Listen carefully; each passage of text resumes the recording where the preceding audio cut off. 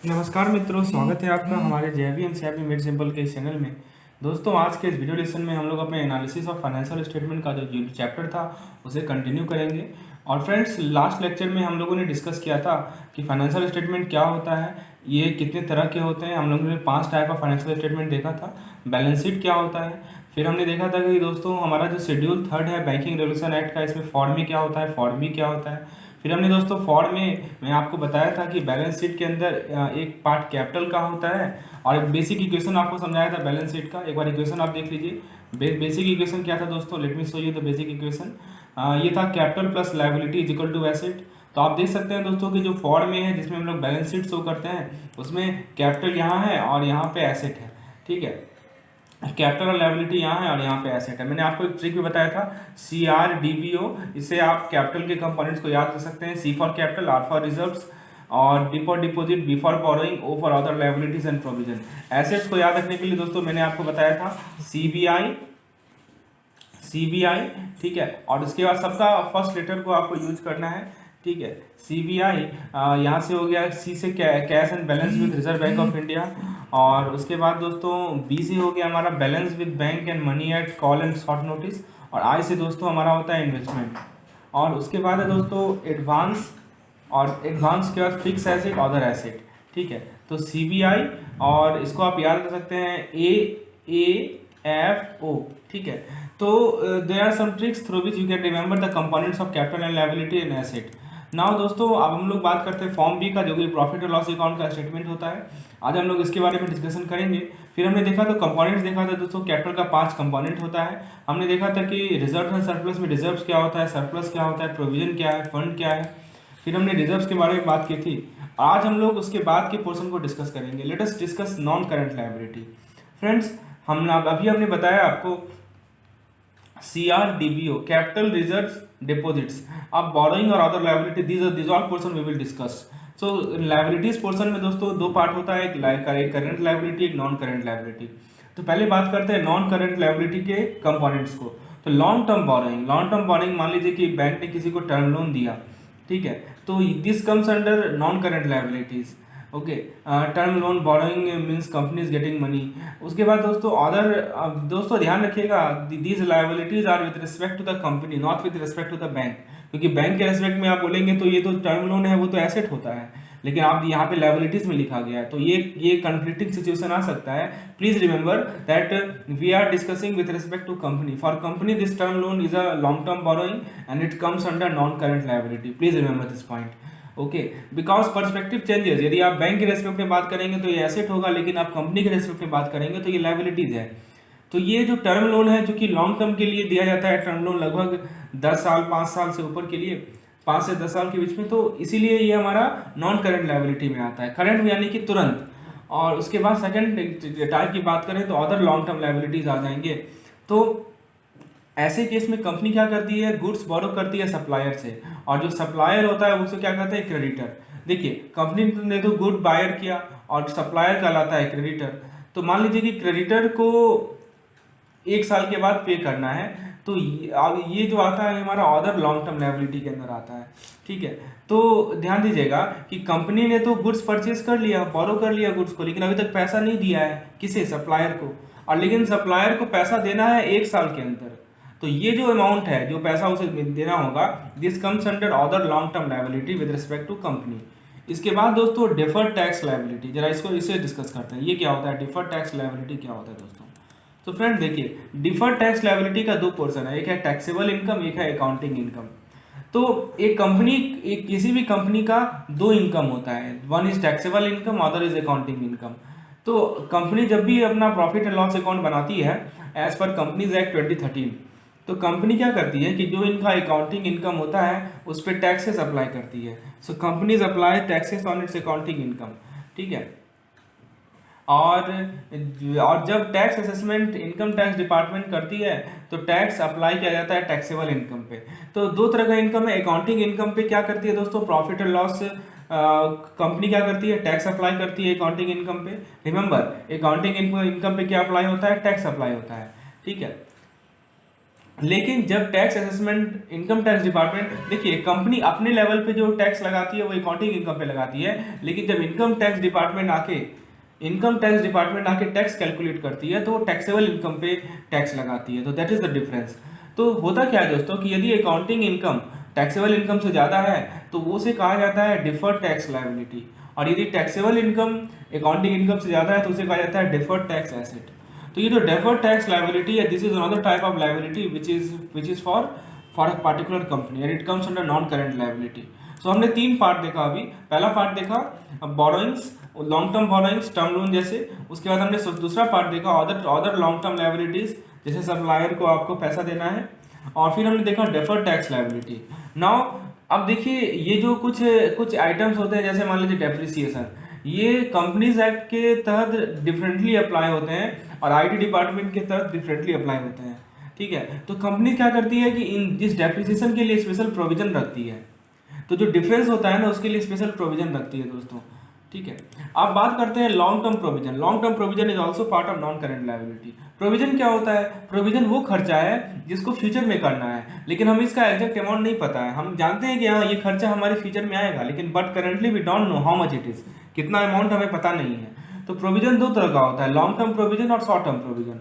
Long term provision किस लिए किया जाएगा? एम्प्लॉय बेनिफिट के लिए। एग्जाम्पल के तौर पर आपको मैं बता रहा हूँ कि जैसे मान लीजिए कि एनपीएस, नेशनल पेंशन स्कीम, आप मान लीजिए कि ग्रेच्युटी फंड एम्प्लॉय को दिया जाता है। एक कंपनी के अंदर जो भी एम्प्लॉय काम कर रहे हैं उसके लिए, उस एम्प्लॉय के लिए मान लीजिए कि ग्रेच्युटी फंड हो गया, उसके रिटायरमेंट के बाद जो भी उसे फंड दिया जाता है एंड एम्प्लॉय के बेनिफिट्स के लिए।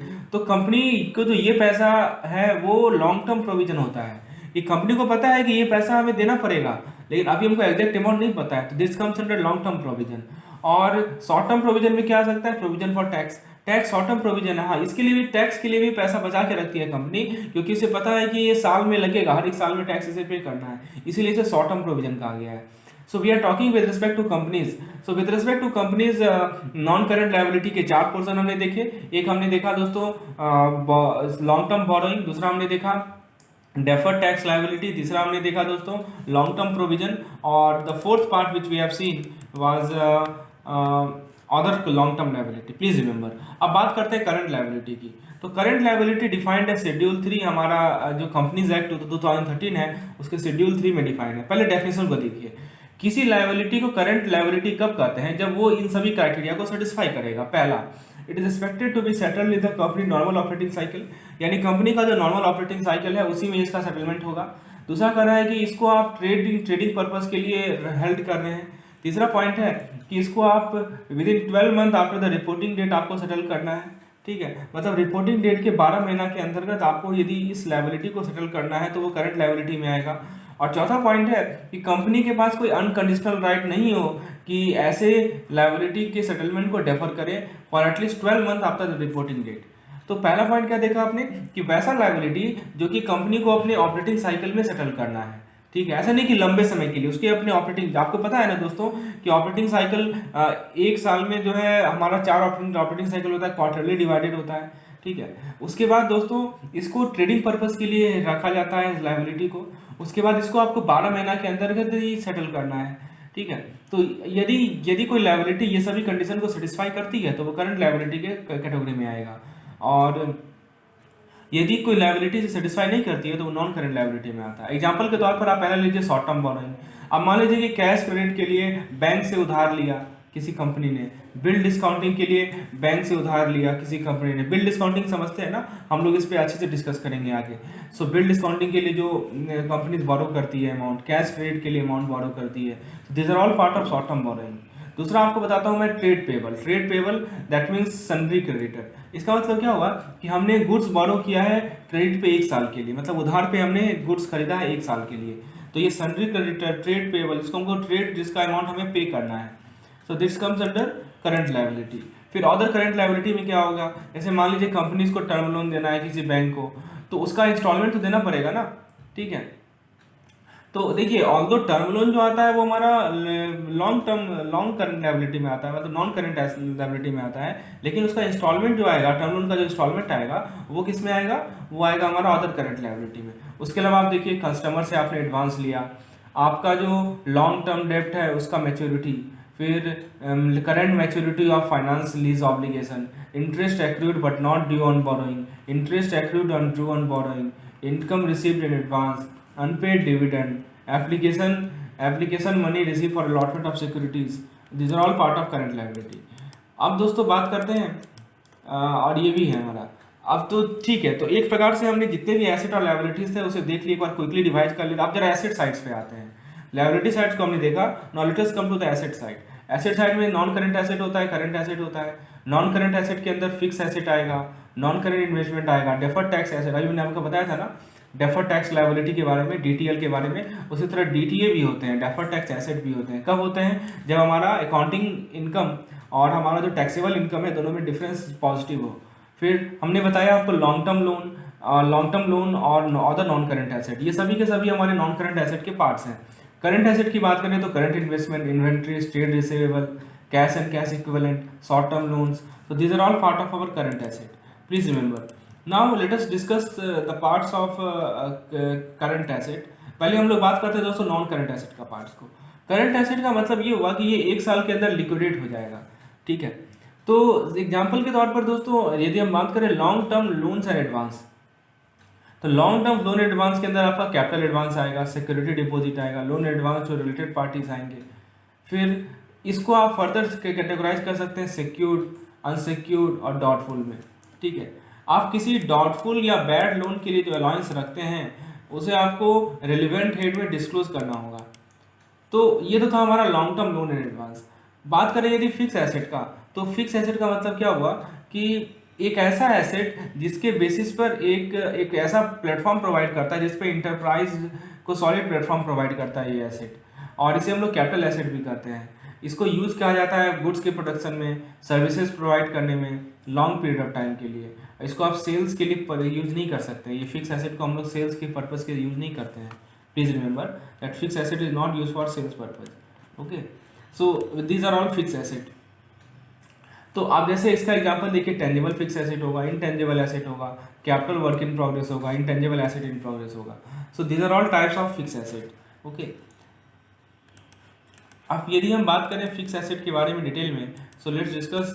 अब अभी मैंने आपको बताया ना टेंजिबल एसेट। टेंजिबल एसेट क्या होता है? जिसको जो फिजिकली एग्जिस्ट करता है उसे हम लोग टेंजिबल कहते हैं, जैसे land, building, plant and machinery, furniture. तो these are all tangible asset because they exist, हाँ, जिसको फिजिकली एग्जिस्ट करे। और इनटेंजिबल एसेट में क्या आएगा कि do not exist physically exist नहीं करता है, एसेट है लेकिन इनटेंजिबल नहीं है।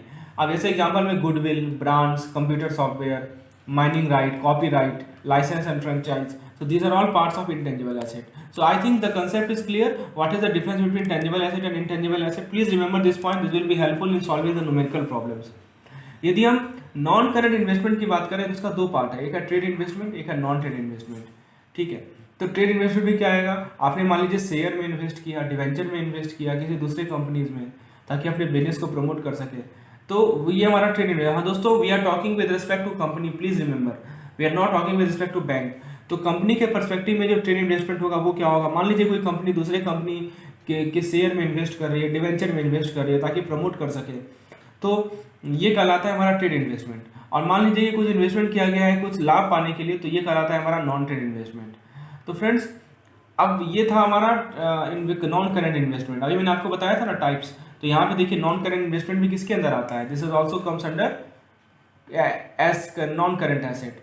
तो डेफर्ड टैक्स एसेट हमने देखा, लॉन्ग टर्म लोन एडवांस हमने देखा, फिक्स एसेट हमने देखा, और अदर नॉन करंट एसेट हमने देखा। So we have discussed all the parts of non current asset. Now let us come to the current asset. Current asset में क्या आएगा? Current investment, inventory, trade receivable, cash and cash equivalent. आइए इसे discuss करते हैं, इसके एक एक पार्ट को डिस्कस करते हैं। सो फ्रेंड्स, करंट एसेट की बात करें, इसका पहले डेफिनेशन देखते हैं। हर एक वो एसेट करंट एसेट कहलाएगा यदि वो किसी भी क्राइटेरिया को सेटिस्फाई करे। पहला क्राइटेरिया क्या है कि इसको एक्सपेक्ट किया जाएगा कि इसको आप सेल करेंगे, कंज्यूम करेंगे कंपनी के नॉर्मल ऑपरेटिंग साइकिल में।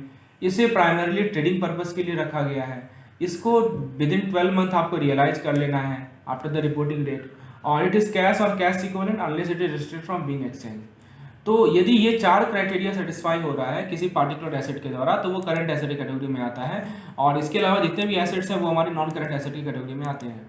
अब दोस्तों इन्वेंट्री की बात करते हैं। Inventory is also a current asset. इसके अंदर raw material, work in progress, finished good, stock in trade, stores and spare, loose tools, goods in transit, ये सभी हमारे इन्वेंट्री के पार्ट हैं। यदि हम बात करें दोस्तों ट्रेड रिसीवेबल की, तो ट्रेड रिसीवेबल, एक रिसीवेबल को ट्रेड रिसीवेबल कब कहते हैं कि if it is in respect of the amount due on account of goods sold और services rendered in normal course of business, यानी आप नॉर्मल कोर्स ऑफ बिजनेस में जो गुड्स सोल्ड किया आपने या सर्विसेज रेंडर किया उस पे रिस्पेक्ट में जो अमाउंट ड्यू है, ठीक है, तो वो कहलाता है ट्रेड रिसीवेबल। और ट्रेड पेबल का कब कहलाता है? It is on the amount due on account of goods purchase और services receive in the normal course of business. So देखिए यहाँ पे रेंडर्ड है और यहाँ पे रिसीव्ड है। देखिए मतलब जैसे मान लीजिए कि आपने किसी से उधार पे सामान मंगाया, ठीक है, तो यहाँ पे आपने गुड्स परचेज किया ना, तो ये आपको पेबल है, मतलब आपको उसको पैसा देना है, वापस देना है, तो वो कहलाएगा ट्रेड पेबल। और रिसीवेबल कब कहलाएगा? ट्रेड रिसीवेबल कब कहलाएगा? मतलब आपने किसी को सामान मान लीजिए दिया, ठीक है, या आपने किसी को सर्विस प्रोवाइड किया, तो उससे आपको पैसा चाहिए ना, तो उस पैसा को रिसीवेबल कहते हैं, तो वो कहलाता है हमारा ट्रेड रिसीवेबल। तो आप बता सकते हैं कि ट्रेड रिसीवेबल या ट्रेड पेबल में से एसेट साइड में क्या आएगा? बताइए। तो ऑब्वियसली बात है रिसीवेबल ही तो आएगा एसेट साइड में, ठीक है, क्योंकि रिसीवेबल एसेट है, ये हमें मिलेगा, हमें पता है कि हाँ हमने सर्विस दिया, हमने गुड्स प्रोवाइड किया किसी को, तो वो हमको वापस में पैसा देगा। तो ट्रेड रिसीवेबल जो होता है वो करंट एसेट में आता है, प्लीज रिमेंबर। तो आपने क्या देखा करंट एसेट का types? Current investment, inventories, trade receivable, cash and cash equivalent, short term loan, other current asset. So these are all parts of current asset, please remember. और हमने नॉन करंट एसेट भी देखा, fix asset, non current investment, deferred tax asset, long term loans और the non current asset. दोस्तों ये discussion जो था, ये डिस्कशन अभी काफ़ी इंपॉर्टेंट था, क्योंकि इससे आपको जो न्यूमेरिकल्स पूछा जाएगा उसमें मान लीजिए लिख दिया इन्वेंट्री बराबर 200 करोड़, मान लीजिए लिख दिया, तो आपको पता तो होना चाहिए कि ये किसका पार्ट है। You should know that it is a part of current asset, तभी तो आप रेशियो एनालिसिस के प्रॉब्लम को सॉल्व कर पाएंगे। मान लीजिए आपको लिख दे क्या कि ट्रेड पेबल जो है, ट्रेड पेबल जो है वो है 100 crore. Please try to understand the importance of this discussion which we have done now. अब ट्रेड पेबल आपको पता ही नहीं है कि ट्रेड पेबल एसेट का पार्ट है या लायबिलिटी का पार्ट है, आप समझते ही नहीं है ट्रेड पेबल का मतलब क्या है, तो आप कैसे उस क्वेश्चन को सॉल्व कर पाएंगे? तो प्लीज रिमेंबर ट्रेड पेबल मतलब कि वैसा ट्रेड जिसको अभी हमें पे करना है, हमने उधार पे लिया है, हमने गुड्स को उधार पे लिया है, और हमने गुड्स को उधार पे लिया है या सर्विसेज कुछ रेंडर की हैं और हमें उसका पेमेंट करना है, सर्विसेज हमने लिया है कि उसका पेमेंट हमें करना है, तो ये ट्रेड पेबल कैटेगरी में आता है and it comes under current liability, not asset. ये किसके अंदर आता है दोस्तों? ये करंट लायबिलिटी के अंदर आता है, please remember. So these are all important points that we have discussed. So now let's continue. अब हम लोग इसके बाद दोस्तों रेशियो एनालिसिस पे डिस्कशन करेंगे। सारा पॉइंट्स को हमने डिस्कशन किया, अब जरा बात करते हैं फंड फ्लो स्टेटमेंट की और कैश फ्लो स्टेटमेंट की। तो बैलेंस शीट के जितने भी आइटम्स होते हैं ना, वो या तो सोर्स ऑफ फंड दिखाएंगे या यूज ऑफ फंड दिखाएंगे। ध्यान दीजिएगा, जो भी लायबिलिटी साइड्स के आइटम होते हैं वो आपको बताते हैं कि इंटरप्राइज को कितना फंड प्रोवाइड किया गया है, ठीक है, और जो एसेट साइड के आइटम होते हैं कैश को छोड़कर, वो रिप्रेजेंट करता है कि इस फंड का यूज क्या है। ऐसा जैसे एग्जांपल के तौर पर लायबिलिटी, किसी फर्म का आपको बैलेंस शीट मिला, ठीक है, तो उसमें या तो सोर्स ऑफ फंड होगा या यूज ऑफ फंड होगा। तो फंड का सोर्स क्या बताता है, ठीक है, फंड का सोर्स लायबिलिटी साइड बताता है। एक एसेट साइड होता है, एक लायबिलिटी साइड होता है। तो लायबिलिटी साइड आपको बताता है कि उस इंटरप्राइज को जो फंड प्रोवाइड किए गए हैं कहीं कहीं से, ठीक है, तो वो सोर्स कहाँ से है, कहाँ से प्रोवाइड किए गए हैं। एसेट साइड आपको क्या बताता है कि वो फर्म जो है उस फंड को कहाँ यूज कर रही है, ठीक है। अब ये बताइए दोस्तों कि लायबिलिटी साइड में कोई आइटम यदि बढ़ेगा या एसेट साइड में कोई आइटम घटेगा, इसका मतलब क्या हुआ? लायबिलिटी साइड में एसेट कोई आइटम बढ़ेगा तो मतलब क्या हुआ? और फंड मिल रहा है, कोई और है, कहीं से और फंड लिया जा रहा है, यही ना मतलब होगा। सिंपल सा भाषा है दोस्तों। लायबिलिटी का मतलब ये होता है source of fund. Liability side में क्या दिखाते हैं कि कहाँ कहाँ से फंड आ रही है। तो यदि हम आइटम बढ़ा रहे हैं लायबिलिटी साइड में, तो इसका मतलब कि हम सोर्स बढ़ा रहे हैं, और एसेट साइड में घटा रहे हैं, तो इसका मतलब ये हुआ। अच्छा, अब इसका अपोजिट मान लीजिए कि आपने मान लीजिए कि एसेट साइड में आइटम को बढ़ा रहे हैं या लायबिलिटी साइड में एसेट को घटा रहे हैं, इसका क्या मीनिंग हुआ? तो दोस्तों आप एसेट साइड में फंड आइटम को बढ़ा रहे हैं, इसका मतलब कि यूजेज बढ़ा रहे हैं दोस्तों, इसका मतलब ये हुआ एडिशनल यूज ऑफ फंड। दोस्तों इससे एमसीक्यूज पूछा जाता है कि एडिशनल यूज ऑफ फंड का मीनिंग क्या हुआ, कि आप एसेट साइड में बढ़ा रहे हैं या लायबिलिटी साइड में बढ़ा रहे हैं। तो प्लीज रिमेंबर कि एडिशनल यूज ऑफ फंड तभी होता है जब हम एसेट साइड में आइटम्स को बढ़ा रहे हैं। तो ये जो हमारा स्टेटमेंट्स होता है एडिशनल सोर्स ऑफ फंड का या एडिशनल यूज ऑफ फंड का, इसे ही कहा जाता है फंड फ्लो स्टेटमेंट। यानी कि एक ऐसा स्टेटमेंट जहाँ पे एडिशनल सोर्स कहा जाता है, सोर्स ऑफ फंड नहीं। जो सोर्स ऑफ फंड है, source of use of fund है, वो तो बैलेंस शीट है, लेकिन एडिशनल क्या आ रहा है उसका स्टेटमेंट, मतलब एडिशनल कितना है, तो इसको हम लोग फंड फ्लो स्टेटमेंट कहते हैं। और ऑब्वियस सी बात है ये एक पीरियड के लिए होगा, एक सर्टेन पीरियड होगा, मान लीजिए कि 1 साल या 1 महीना, ठीक है, जिसके अंदर देखा जा रहा है कि अभी जितना हमारा सोर्स ऑफ फंड है उसमें क्या क्या ऐड हुआ है, तो उसका जो स्टेटमेंट होता है उसे ही कहते हैं हम लोग fund flow statement. Please remember this is very important point. तो आपको शायद फंड फ्लो स्टेटमेंट का मीनिंग समझ में आ गया होगा, ठीक है। अब दोस्तों ये जो स्टेटमेंट बनाया जाता है इसमें कैश, अभी मैंने आपको एक चीज़ बताया था दोस्तों, प्लीज़ रिमेंबर, अभी मैंने आपको बताया था कि एसेट साइड में हम लोग कैश नहीं ले रहे हैं। यहाँ पे देखिए, यहाँ पे एक्सेप्ट कैश लिखा हुआ है, प्लीज सी, यहाँ लिखा है ना कि ऑल आइटम, मैं आपको हाईलाइट करके दिखा रहा हूँ, यहाँ देखिए लिखा हुआ है एक्सेप्ट कैश लिखा हुआ है ना, तो all items on the asset side except cash. आखिर ये कैश को एक्सेप्शन क्यों कहा गया है, why cash has been excepted, please tell, क्या आप बता सकते हैं कि कैश को यहाँ पे एक्सेप्शन में क्यों लिया गया है? सो फ्रेंड्स देखिए, यहाँ पे इंटरवीनिंग पीरियड तो आपको मैंने बताया कि वो अकाउंटिंग पीरियड होता है, एक पार्टिकुलर अकाउंटिंग पीरियड होता है बैलेंस शीट के अकॉर्डिंगली। लेकिन यदि हम कैश फ्लो स्टेटमेंट बनाएंगे तो हम लोग कैश से स्टार्ट करेंगे, ओपनिंग बैलेंस कैश से स्टार्ट करेंगे और फिर उसमें एडिशनल सोर्स को जोड़ेंगे, ठीक है। और तो उसके बाद हम लोग कैश फ्लो स्टेटमेंट बनाते हैं। लेकिन प्रैक्टिस में क्या होता है कि स्टेटमेंट को बनाया जाता है ये मानते हुए कि कैश है वो यूज या सोर्स ऑफ फंड है, ठीक है।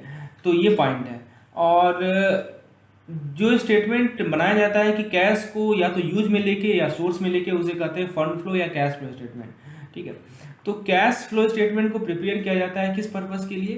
तो यदि हमें ये पता लगाना है कि बैंक से वर्किंग कैपिटल फंड की रिक्वायरमेंट है या नहीं है, कैसे पता करेंगे?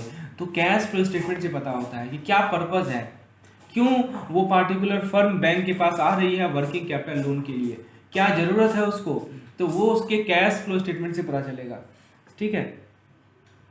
हाँ, तो उसमें क्या होता है कि पर्पस पता चलता है। उस स्टेटमेंट में क्या होगा कि एक सर्टेन पीरियड में, मान लीजिए 1 साल में, एक सर्टेन पीरियड में, ठीक है, कि जितना भी कैश फ्लो हुआ है, जो भी कैश फ्लो हुआ है, ठीक है, खासकर बैंक ने फाइनेंस किया उसको तो छोड़ दीजिए, उसके अलावा जितना भी कैश फ्लो हुआ है उसको लिया जाता है और डेफिसिट देखा जाता है, ठीक है। और जो डेफिसिट होता है उतना बैंक फाइनेंस करती है। तो ये है दोस्तों कैश फ्लो स्टेटमेंट का यूज, ताकि हम एसेस कर सकें कि उस फर्म को वर्किंग कैपिटल की सही में रिक्वायरमेंट है या नहीं है, ठीक है। So that is the use of cash flow statement. So आपको डिफरेंस क्लियर हुआ फंड फ्लो स्टेटमेंट और कैश फ्लो स्टेटमेंट में? Please tell.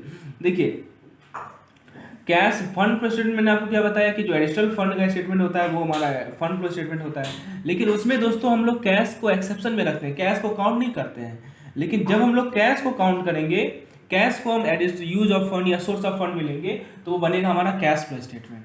So that is the difference. मैं फिर से रिपीट कर रहा हूँ, फंड फ्लो स्टेटमेंट में कैश को एसेट साइड से एक्सेप्शन में डालते हैं, उसे हम लोग इंक्लूड नहीं करते हैं। लेकिन यदि हम लोग कैश को भी यूज ऑफ फंड में और सोर्स ऑफ फंड में ऐड करेंगे तो जो स्टेटमेंट बनेगा उसे हम लोग कहते हैं cash flow statement. So I think the concept is clear now. अब बात करते हैं दोस्तों नेक्स्ट टाइप ऑफ स्टेटमेंट की, वो है प्रोजेक्टेड फाइनेंशियल स्टेटमेंट। यानी नाम सही लिखा हुआ है कि एक ऐसा फाइनेंशियल स्टेटमेंट जो कि प्रोजेक्ट किया जाएगा। आखिर क्या जरूरी है इसका? तो इसका जरूरी ये है कि हम बैंक क्रेडिट की क्या नीड है इसे एसेस कर सके, क्या जरूरी है बैंक क्रेडिट का, और ये भी देख पाएंगे कि इस एक्टिविटी की वायबिलिटी कितनी है, ठीक है। तो आपको यदि पता करना है कि बैंक क्रेडिट की जरूरत है या नहीं है, या आपको ये पता करना है कि वो जो एक्टिविटी जो फर्म कर रही है वो कितना वायबल है, तो आपको ये देखना पड़ेगा कि उसका उस इंटरप्राइज का फ्यूचर में फाइनेंशियल पोजीशन कैसा होगा, राइट। आपको जानना पड़ेगा, आपको एंटिसिपेट करना पड़ेगा, कि प्रेडिक्ट करना पड़ेगा कि what will be the financial position of the enterprise in the future, उसके लेवल ऑफ ऑपरेशंस क्या होंगे। तो कैसे पता करेंगे? फ्यूचर में हम जा तो सकते नहीं हैं, तो हम क्या करेंगे कि इस साल में उसका ऑपरेशन किस लेवल का रहा है, इसे एंटिसिपेट करेंगे और उससे डिसाइड करेंगे कि एसेट और लायबिलिटीज की लेवल कितनी होनी चाहिए, जिस हिसाब से उसको बैंक लोन प्रोजेक्ट किया जाए, ठीक है। तो ये जो हमारा प्रोजेक्टेड फाइनेंशियल स्टेटमेंट है ना, तो इसका यही यूज है कि हम जो है प्रोजेक्शन करते हैं, ठीक है। इससे इसका यही यूज है कि हम इसे प्रोजेक्शन करते हैं बैंक लोन का। अब दोस्तों हम बात करें कि कैसे प्रोजेक्टेड फाइनेंशियल स्टेटमेंट प्रिपेयर किया जाता है। सो देखिए, स्मॉलर इंटरप्राइज के केस में जहाँ पे एडिक्वेट फाइनेंशियल एक्सपर्टाइज नहीं अवेलेबल है, क्योंकि अब छोटा सा इंटरप्राइज है, उसके पास कहाँ फाइनेंशियल एक्सपर्टाइज होगा, तो वहाँ पे हम प्रोजेक्टेड फाइनेंशियल स्टेटमेंट अगले साल के लिए निकालते हैं इंटरव्यूइंग द कंसर्न पर्सन, यानी उस फर्म का जो प्रोप्राइटर होगा या पार्टनरशिप फर्म है तो जो पार्टनर्स होंगे उन्हें इंटरव्यू कर बैंक डिसाइड करती है कि इस फर्म का प्रोजेक्टेड फाइनेंशियल कितना होगा। ठीक है। अच्छा, यदि मान लीजिए कि कुछ नया प्रोजेक्ट है, कुछ नया एक्सपेंशन है, उसको टर्म लोन देना है, ठीक है, तो वहाँ पे प्रोजेक्टेड फाइनेंशियल स्टेटमेंट कैसे पता करेंगे, तो इसको बनाते हैं हम लोग for the entire duration of the bank loan. ठीक है। सो मैं उस फर्म की बात कर रहा हूँ जहाँ पे कुछ मान लीजिए कि आपको टर्म लोन देना है किसी नए प्रोजेक्ट के लिए, किसी नए एक्सपेंशन के लिए, और वहाँ पे आपको पता करना है कि प्रोजेक्टेड फाइनेंशियल स्टेटमेंट कितनी है। ठीक है। तो आप कैसे प्रिपेयर करेंगे, तो आप देखेंगे कि बैंक लोन का ड्यूरेशन कितना है और जिस ऑपरेशन के लिए इस लोन को लिया जा रहा है उसकी वायबिलिटी क्या है। ठीक है। और फिर आप डिसाइड करेंगे कि डिसबर्सल और रिपेमेंट स्केड्यूल क्या होगा। तो देखिए, सबसे पहले तो आपने ये समझना है कि ये जो प्रोजेक्टेड फाइनेंशियल स्टेटमेंट है इसका यूज क्या है, इसका ये बैंक क्यों इसे यूज करती है, ये तो आपने समझ लिया कि इसका मेन यूज यह है कि जो जिस चीज़ के लिए लोन दिया जा रहा है, ठीक है, तो आपको ये देखना पड़ेगा कि फ्यूचर में उस पार्टिकुलर फाइनेंशियल इंटरप्राइज का फाइनेंशियल पोजीशन क्या होगा। ठीक है। और तभी आप जो है बैंक क्रेडिट की नीड्स को समझ पाएंगे। चलिए, ये तो आपने देख लिया कि प्रोजेक्टेड फाइनेंशियल स्टेटमेंट की क्या यूज है। अब कैसे प्रिपेयर किया जाएगा, तो आप कुछ नए फर्म आ रहे हैं तो उनके लिए आपको देखना पड़ेगा कि जो ड्यूरेशन ऑफ बैंक लोन कितनी होगी, उसकी ऑपरेशन की वायबिलिटी कितनी होगी। स्मॉलर इंटरप्राइज के लिए आपको इंटरव्यू करना पड़ेगा। So this are all thing that you have to do. और जब भी projected financial statement borrower submit करेगी, जब भी कोई borrower projected financial statement submit करेगी तो उसको क्रिटिकली एनालाइज करना पड़ेगा, क्रिटिकली एग्जामिन करना पड़ेगा। ठीक है। चलिए, अब बात करते हैं हम लोग purpose of analysis of financial statement by banker. यानी कोई बैंकर जो है फाइनेंशियल स्टेटमेंट यदि प्रिपेयर कर रही है, एनालाइज कर रही है, तो क्यों एनालाइज कर रही है, व्हाट इज द रिक्वायरमेंट, हम लोग क्यों इस टॉपिक को पढ़ रहे हैं। ठीक है। सो क्या पर्पज है फाइनेंशियल स्टेटमेंट को एनालाइज करने की, तो सबसे पहला पॉइंट देखते हैं दोस्तों। सबसे पहला पॉइंट है assessment of performance and financial position. यानी फाइनेंशियल स्टेटमेंट हमें बताता है कि एक बिजनेस का ग्रोथ का ट्रेंड कैसा रहेगा और इसकी प्रॉफिटेबिलिटी कैसी रहेगी। आप किसी इंटरप्राइज के मैनेजमेंट या एफिशिएंसी के बारे में ओपिनियन कब फॉर्म कर सकते हैं कि जब आप इसको कंपेयर करेंगे इंडस्ट्री के ट्रेंड से, यानी बाकी इंडस्ट्री में जो चल रहा है, बाकी इंडस्ट्री का जो प्रॉफिटेबिलिटी है, उसका जो मैनेजमेंट है, उसका जो एफिशिएंसी है, वो इस फर्म के रेस्पेक्ट में कैसा है। ठीक है। या इस फर्म का बाकी के रेस्पेक्ट में कैसा है, आप एक कंपैरेटिव एनालिसिस करते हैं। तो ये कैसे पता चलेगा, जब तक आप फाइनेंशियल स्टेटमेंट रहेगा नहीं कैसे पता चलेगा। उसके बाद दोस्तों, ये जो फाइनेंशियल स्टेटमेंट है ये बताता है कि एसेट का क्या कंपोजिशन है, लायबिलिटी का क्या कंपोजिशन है किसी इंटरप्राइज का। आप जब डेप्ट वर्सेज इक्विटी, जिसे DER कहते हैं, हम लोग आगे डिस्कस करेंगे, ये जो डेप्ट इक्विटी रेशियो होता है, जब आप उसे देखते हैं तब आप किसी इंटरप्राइज के फाइनेंशियल हेल्थ को जज कर पाते हैं। सो ये जरूरी है कि परफॉर्मेंस को एसेस करना है, फाइनेंशियल पोजीशन को एसेस करना है, तो हमारे पास फाइनेंशियल स्टेटमेंट होना बहुत जरूरी है। इसके बाद सेकंड पॉइंट आती है कि आपको यदि फ्यूचर परफॉर्मेंस को प्रोजेक्ट करना है। ठीक है। देखिए, जो पास्ट परफॉर्मेंस होता है वो एक गुड इंडिकेटर होता है फ्यूचर परफॉर्मेंस का। ठीक है। तो आपको ये जो फाइनेंशियल स्टेटमेंट है ये आपको हेल्प करती है फ्यूचर परफॉर्मेंस पता करने के लिए। Financial statement help in projecting the earning prospect and growth rate in the level of activities. Next है detecting danger signal. Danger signal को डिटेक्ट करने के लिए बैंक जो है डिटेक्ट कर सकती है, मान लीजिए कि बैंक के फाइनेंशियल हेल्थ में कोई डिटेरियोरेशन हो रहा है, किसी कंपनी के फाइनेंशियल हेल्थ में कोई डिटेरियोरेशन हो रहा है तो बैंक उसे डिटेक्ट कर सकती है। तो ये डेंजर सिग्नल होता है। तो ये कैसे डिटेक्ट करेगी, जब वो फाइनेंशियल स्टेटमेंट को एनालाइज करेगी, जब वो अलग अलग रेशियोज को देखेगी और उसे लगेगा कि हाँ इस पार्टिकुलर फर्म का जो फाइनेंशियल हेल्थ है वो डिटेरियोरेट हो रहा है, तो बैंक उसे डिटेक्ट करेगी और फिर बैंक क्या करेगी, प्रिवेंटिव मेजर लेगी ताकि लॉसेस को मिनिमाइज कर सके। कुछ इंपॉर्टेंट रेशियोज होते हैं जो कि फाइनेंशियल एनालिसिस से आते हैं, इससे हेल्प करती है बैंक को गोल को अचीव करने में। उसके बाद क्या पॉइंट है कि क्रेडिट रिक्वायरमेंट को एसेस करना है, कितना क्रेडिट देना है, कितना फाइनेंस देना है। ठीक है। ताकि ऐसा नहीं हो कि हम ओवर फाइनेंस कर दें या अंडर फाइनेंस हो जाए। तो इसके लिए भी फाइनेंशियल स्टेटमेंट की ज़रूरत होती है। आप फाइनेंशियल स्टेटमेंट से रिपेमेंट स्केड्यूल भी पता कर सकते हैं ताकि क्रेडिट रिस्क को एसेस कर सके, टर्म को डिसाइड कर सके, लोन का कंडीशन डिसाइड कर सके। So these are all thing which are necessary for the financial statement is necessary. Now if you have to examine the fund flow को एग्जामिन करना है ताकि ये इंश्योर कर सके कि बैंक फंड को जिस पर्पस के लिए दिया जा रहा है वही उसी के लिए यूज हो रहा है, कोई डाइवर्सन नहीं हो रहा है। तो एग्जामिन करने के लिए यूनिट फाइनेंशियल स्टेटमेंट। और आपको ये भी देखना है कि शॉर्ट टर्म सोर्स का use, the use of short term source is examine to find if there is any unsettled mismatch. फिर आपको यदि क्रॉस चेकिंग करना है तो उसके लिए क्या करते हैं दोस्तों, स्टॉक स्टेटमेंट आता है, बुक डेब्ट स्टेटमेंट आता है जो कि बोरोवर सबमिट करती है ताकि ड्राइंग पावर को कैलकुलेट कर सके कैश क्रेडिट अकाउंट में। तो इसको क्रॉस चेक करना जरूरी होता है कि बैलेंस शीट में जो फिगर दिया हुआ है, यानी बैलेंस शीट का फिगर और इनका स्टॉक स्टेटमेंट और बुक डेब्ट स्टेटमेंट का फिगर दोनों मैच करना चाहिए। ठीक है, so these are all things, these are all points which see जो कि एम्फसाइज कर रहा है कि कितना इंपॉर्टेंस है हमारा फाइनेंशियल स्टेटमेंट को एनालाइज करना, प्रॉपर एनालिसिस करना किसी बैंकर के लिए। सो दोस्तों आज के इस वीडियो लेक्चर में हम लोगों ने सारे कंपोनेंट्स देखे, एसेट के कंपोनेंट, लायबिलिटी के कंपोनेंट, क्यों जरूरी है असेसमेंट एनालिसिस करना, क्यों जरूरी है। So all this thing we have discussed. In the next unit we will discuss rearranging the financial statement. We will see the कौन सा टेक्निक यूज किया जाता है। हमने एनालिसिस का तो इंपॉर्टेंस देख लिया, अब कैसे एनालाइज करें। तो हमारे पास 3 एनालिसिस है, fund flow analysis, trend analysis, ratio analysis. तो इसके बारे में हम लोग डिटेल डिस्कशन करेंगे। रेशियो एनालिसिस को देखेंगे दोस्तों कि रेशियो एनालिसिस के अलग अलग पार्ट्स कौन कौन से होते हैं, उसको हम लोग कैलकुलेशन भी देखेंगे। सो होपफुली आपको ये लेसन पसंद आया होगा। So if you want more such videos you can WhatsApp me on this number and I will provide you the detail. Number is on front of your screen. Thank you.